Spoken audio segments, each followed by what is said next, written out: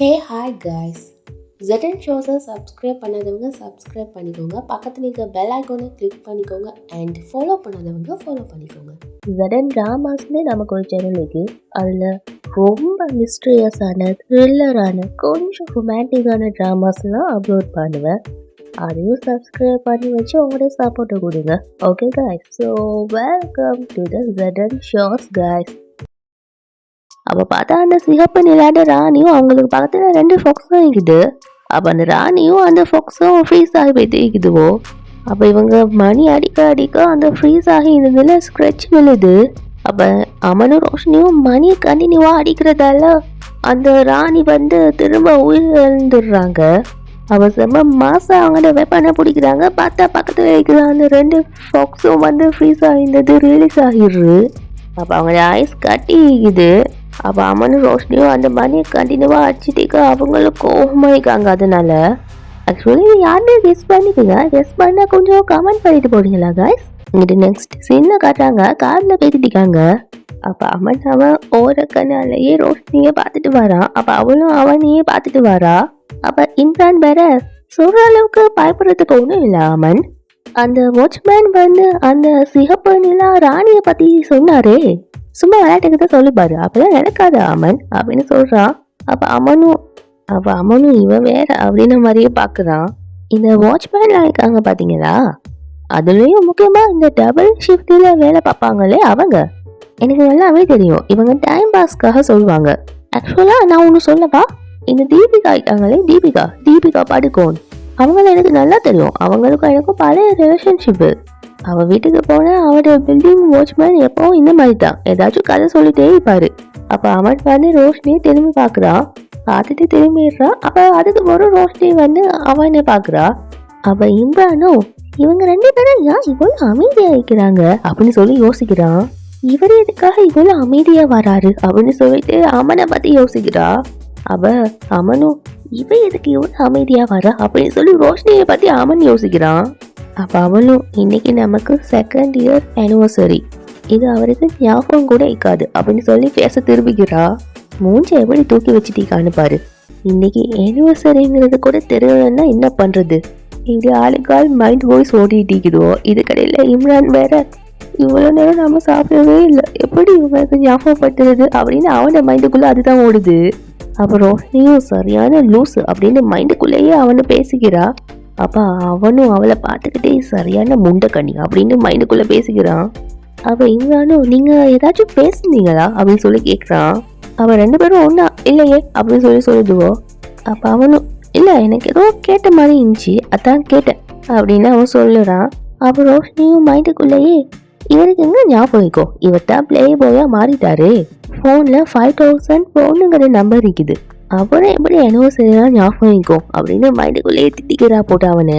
அவனும் இவளுக்கு எப்படி ஞாபகம் இருக்கும், அதான் இப்போ அவட லைஃப்ல ஏகப்பட்ட பேர் வந்துட்டாங்களே, அப்புறம் எப்படி ஞாபகம் இருக்கும் அப்படின்னு யோசிச்சுட்டே அவளை பார்க்குறான்.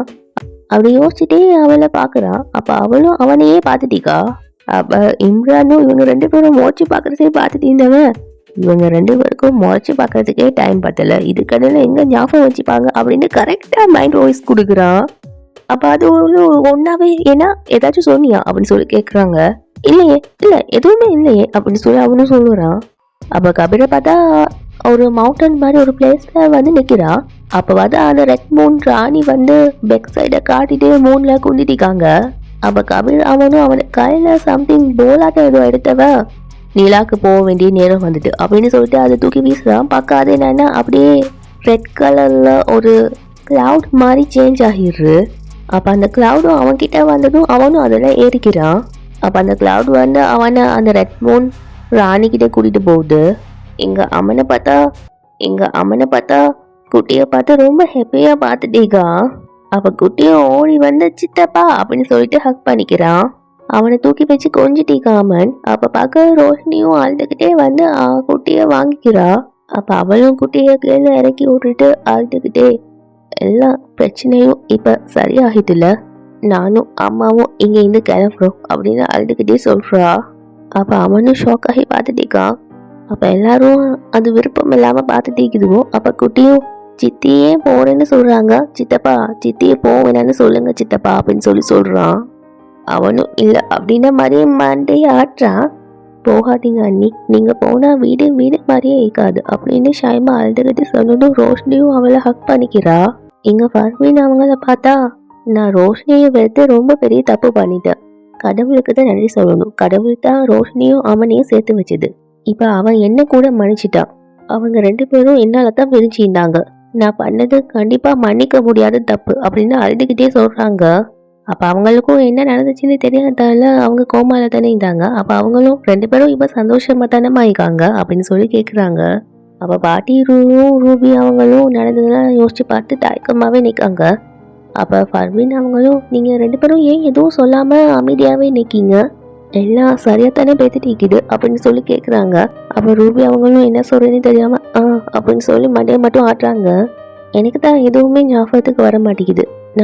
நான் ஹாஸ்பிட்டலுக்கு எப்படி போயிட்டு சேர்ந்தேன், எனக்கு என்ன ஆச்சு, இதெல்லாம் எப்படி நடந்தது, எனக்கு எதுவுமே ஞாபகத்துல இல்லையே. ஆனா அம்மனும் ரோஷினியும் அப்படி யோசிச்சவங்க அதுக்கப்புறம் அம்மா என்னால இந்த வீட்டில் ஏதாச்சும் தப்பு நடந்துட்டாமா, நான் ஏதாவது அப்படின்னு சொல்றாங்க. அப்ப அவங்க ஓவர டென்ஷன் ஆகுனதால அவங்களுக்கு அப்படியே மயக்கம் வர மாதிரி இருக்குது. பர்வீன் இல்லம்மா அப்படின்னு சொல்லிட்டு அம்மாவும் அவங்கள சமாதானப்படுத்துறாங்க. அதனால எந்த பிரச்சனையும் இல்லை, தப்பா எதுவும் நடக்கல அப்படின்னு பாட்டி சொல்லணும் தான் ஃபர்வீன் அவங்களும், எதுவும் தப்பா நடக்கலையம்மா, எல்லாம் சரியா தானே நடந்துட்டு இருக்குது, அம்மனும் ரோஷினியும் சந்தோஷமா தானே இருக்காங்க அப்படின்னு கேக்குறாங்க. அப்ப பாட்டியும் மெல்லவும் முடியாம முழுங்கவும் முடியாம ஆமா ஃபர்வீன் சந்தோஷமா தான் இருக்காங்க அப்படின்னு சொல்றாங்க. அப்படி சொல்லுதான் ஃபர்வீன் அவங்களுக்கு நிம்மதியாயிக்குது.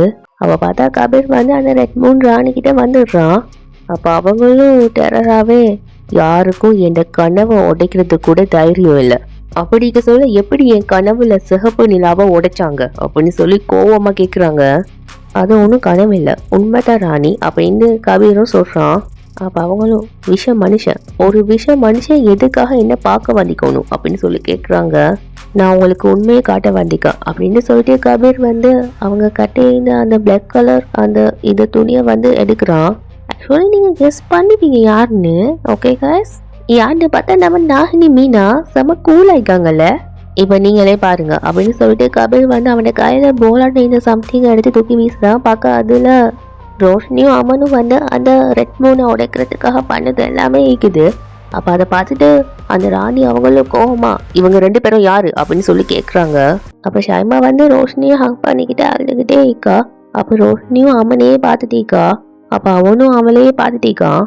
அப்ப சாராவும், அண்ணி எங்க எல்லாரோட விருப்பமும் நீங்க எங்க கூட இருக்கணும் அப்படின்னு சொல்றா. அப்ப பார்க்க பேபி அவங்க ஏதோ சென்டிமெண்டா சொல்ல வராங்கன்னு பார்த்தா, உங்க எல்லாரோட விருப்பம் இதுனா நானும் இங்கேயே இருந்துடுறேன் அப்படின்னு சொல்லி சொல்றாங்க. எனக்கு கேட்டு சைமாவும் கடுப்பாகி, அட்ட நீங்க வேற, அவன் உங்களை சொல்லல, உங்களை பத்தி இல்ல அண்ணிய பத்தி சொல்லிட்டீக்கா அப்படின்னு சொல்றா. பேபி அவங்களும் ஆமா ரோஷினி அப்படின்னு சொல்றாங்க. அப்ப ரோஷினியும் அவனை பார்த்துக்கிட்டே, ஆனா எல்லாருக்கும் அந்த விருப்பம் ஈக்காதுல அப்படின்னு சொல்றா.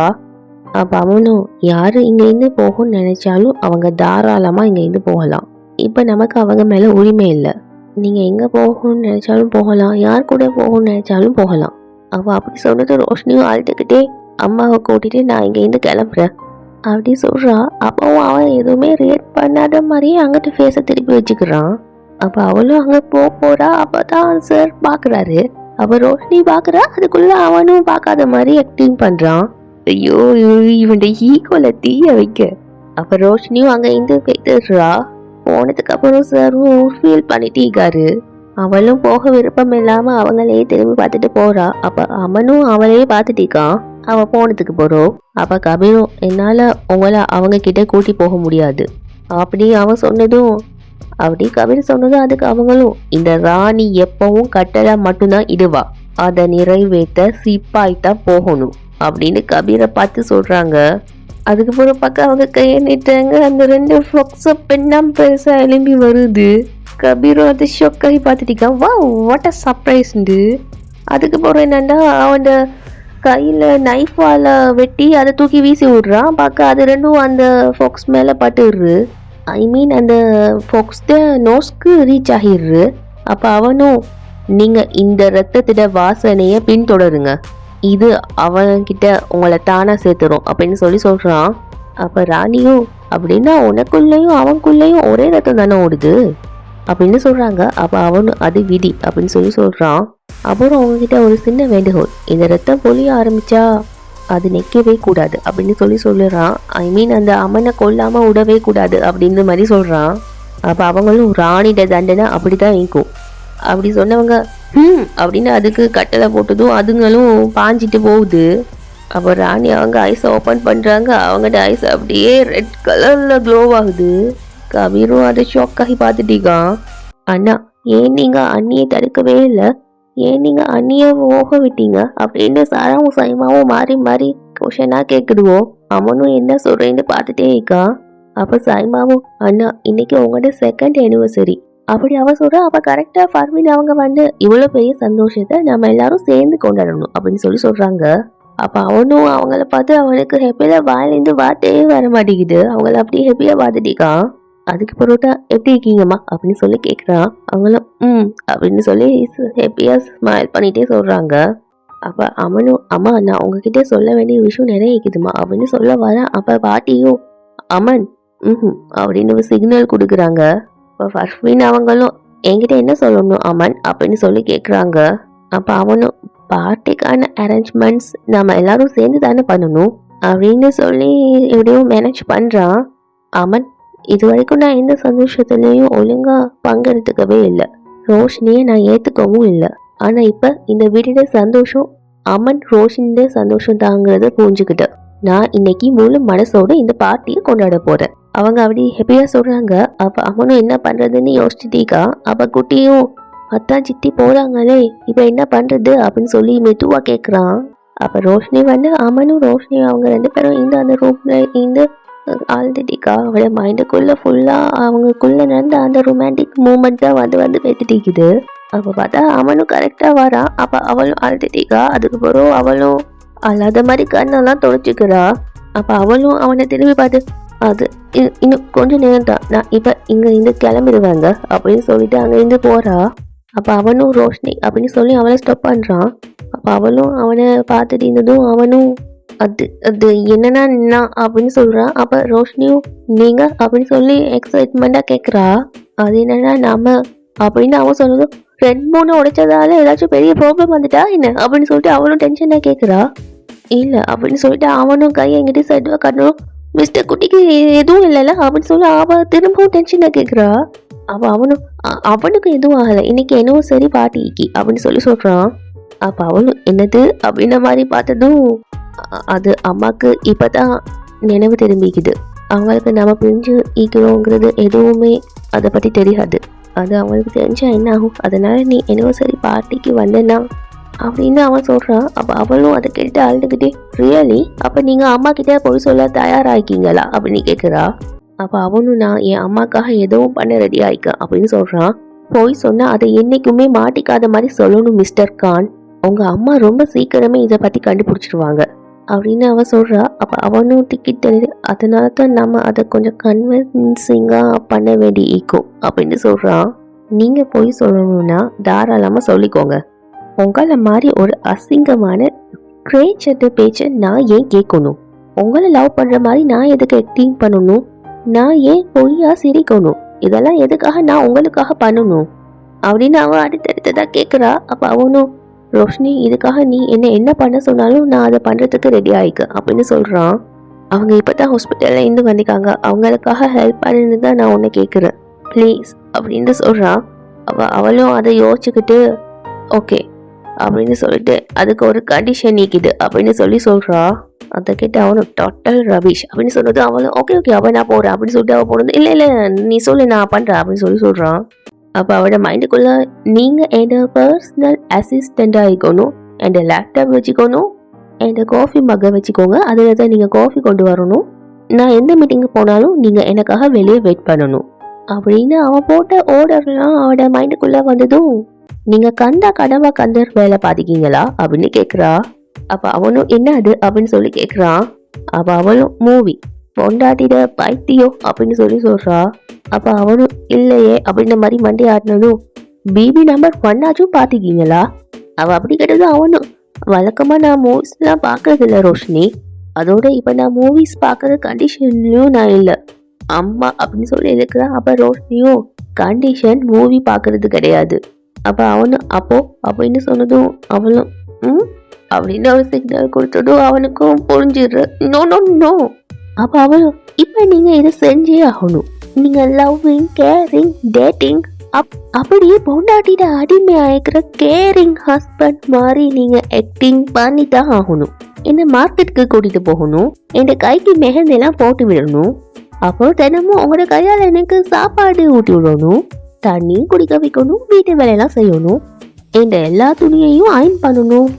எனக்கு ஹேர் ட்ரை பண்ணணும். எனக்கு நெல் பாலிஷ் போட்டு விடணும். அப்படி சொன்னவன் அவட கையெழுத்து அப்படின்னு ஓதி காய வைக்கணும் அப்படின்னு சொல்லி சொல்கிறா.